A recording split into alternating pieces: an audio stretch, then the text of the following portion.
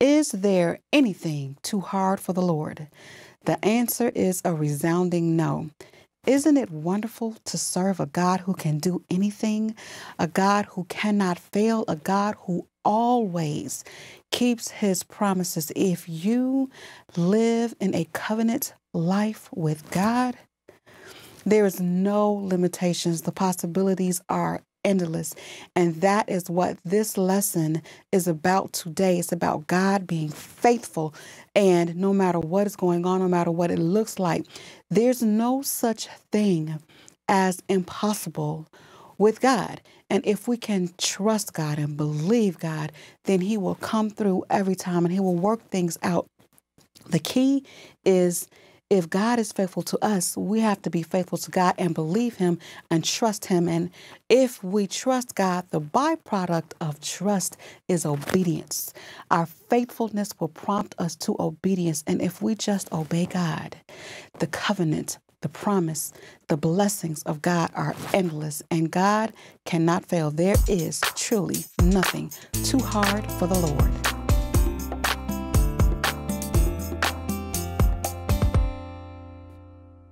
Thank you so much for joining me for the Sanctuary Sunday School. This week's subject is the birth of the promised son. And this is from the International Sunday School lesson. And we can find this text in the book of Genesis, and it spans from the 18th chapter to the 19th chapter. Then we jump over to the 21st chapter, but you may want to just read all of it. So we're talking about the birth of the promised son. Now, last week, it was Abram. His name was Abram, and God told him to get up and leave his father's house, and he told him that he was going to be the father of a great nation, and the world will be blessed through all of his nations. And so at that point, Abram was 75 years old already.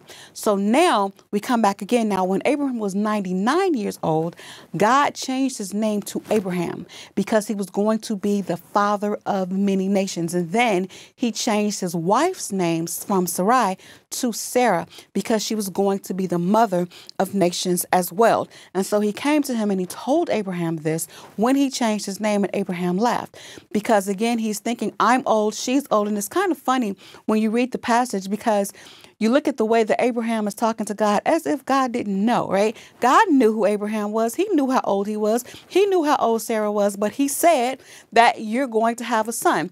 And so then we see he told him, that is what he told him. And so then Abraham was concerned because he already had a son. He had a son named Ishmael with his handmaiden Hagar. And he asked God, okay, well, what about Ishmael? I have a son. And God told him, I'm going to bless Ishmael. Ishmael will be great. He will have nations. He will have princes. But my covenant, this covenant that I'm going to establish, is going to be through the son that you have with your wife, Sarah. And so that is what God told Abraham. And that is exactly what came to pass, because now we see at 100 years old, when Sarah was 90 years old, these three men came and they said, okay, where's Sarah? And they had some news for her. And they told Sarah that she was going to bear a son. And she laughed as well, because again, it's something that humanly we don't think is possible. But Sarah was going to give birth. And then when the men told her, okay, you're laughing, but is there anything too hard for the Lord? And I started the video with that verse because that is my verse. That is what I go to, because think about it. Think about Abraham. Sometimes when God tells you to do something and you have faith and you believe God and you trust God, you just go and do it. You haven't really thought it through, but you're faithful and you're trusting God and you're doing what the Lord told you to do. And then you get out there and all of a sudden you're there and you're looking like, okay, what do I do now? And those are times when sometimes the devil tries to talk to you, or he tries to make you try to figure things out instead of having faith in God and allowing God to move for you and work it out. So there have been times when I had to go to the scripture when it looks like it's impossible, when it looks like I can't make it, when it looks like possibly I bit off more than I could chew. And I have to say, you know what? I can't do this. I'm not strong enough to do this. But is there anything too hard for the Lord? And because I love God, because I trust God, because I know the Lord, I know that it's not. And as long as God is with me, and as long as I am obeying the Lord, I know that I can do it. Well, not so much that I can do it, but I know that God can do it, and he will use me to do it. And so that is exactly what he did with Abraham and with Sarah. And he used Sarah to bear this son. And then Isaac was born, and Isaac, the name Isaac, she named him Isaac, and it means laughter. He laughs because he brought joy and he brought laughter. And think about this too. Laughter has a lot of different meanings here, because sometimes when God sends you on a real faith journey, I'm not talking about no little wimpy faith. Sometimes when God sends you on a real faith journey, people will laugh at you. You will be a laughing stock. What is she doing? She doesn't know what she's doing. He doesn't know what he's doing. People will make fun of you.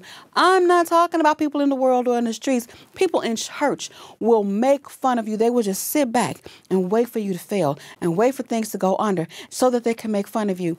And so in this verse, Sarah had the last laugh, and that was something that nothing but a God could do. And see, sometimes God sets you up in a position where he justifies you. He sets you up where even the people that hate you, even the people that doubt you, they have to stand back and go, whoa, God is with her. Ooh, God is moving through him, because that was nothing but the Lord. And that's exactly what God did through Abraham and Sarah.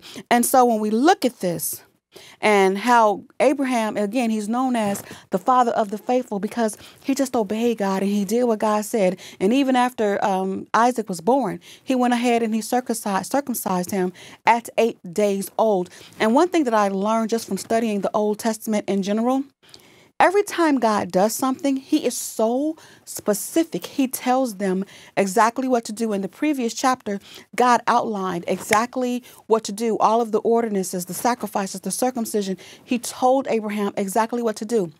And Abraham did exactly what God told him to do. And sometimes when you read the Old Testament, you'll see the parallelism. You'll see the chapters where God is giving the instructions, and then you'll see where the people did exactly what God told them to do, and you'll see where God did exactly what he said he was going to do in keeping his promises, just like he fulfilled this promise of the son. Now we see here, and again, I said this last Sunday, to live in this day and time and to see that God has kept his promises. If you look in the Middle East, all of those countries, Israel and all of the Arab nations, all of those people are descendants of Abraham. And then when God told him that through his seed, the entire world would be blessed, Jesus Christ himself was born through the seed of Abraham. What kind of blessing is that? And you know, when I look at this and how God blessed Abraham and this covenant that he made with him, Abraham didn't even know. He had no idea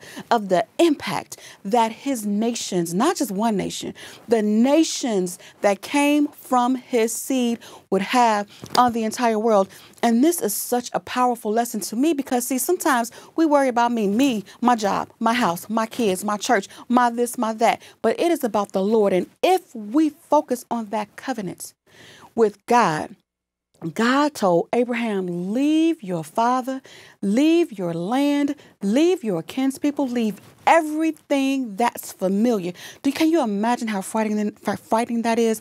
Leave everything that's familiar and follow me. And Abraham did all of that. I want you to take inventory in your life right now.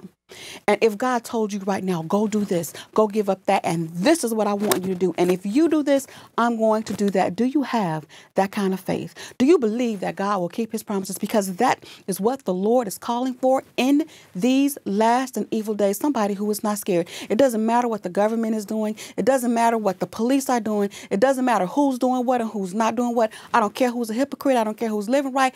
All I know is the Lord is real and God always keeps his promises. And if I can just have enough faith to obey the Lord, he will come through every single time. So every time you start to feel a little weary, I just want to give you a message of encouragement this week.